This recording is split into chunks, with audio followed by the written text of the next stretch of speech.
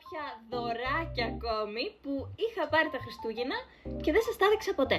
Θα ξεκινήσω με αυτό εδώ που είναι πάρα πολύ cute. Είναι έτσι μασκουλής για το πρόσωπο και τα δύο. Μου το έκανε αυτό δώρο η φίλη μου η Νάνση από ένα της ταξίδι που πήγε και δεν το έχω ανοίξει. Και έχει μέσα δώρο, σκεφτείτε και αυτό. Πόσο έξυπνο είναι.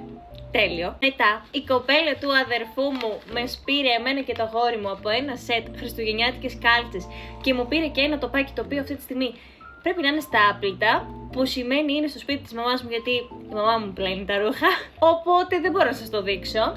Και η αδερφή του Νίκου μου πήρε αυτό εδώ το σετ, είναι αυτό εδώ το βάζο που θα κάνουμε και βίντεο στο YouTube να ψάχνουμε λουλούδια να το στολίσουμε. Και όταν λέω λουλούδια εννοώ προφανώς ψεύτικα να το έχω έτσι εδώ στολισμένο στο δωμάτιό μου γιατί ταιριάζει πάρα πολύ. Και ένα κερί, το οποίο αυτό θα είναι μάλλον στο σαλόνι, δεν έχω αποφασίσει ακόμη. Είναι έτσι και είναι ρομαντικό κερί, μοιάζει πάρα πολύ ωραία.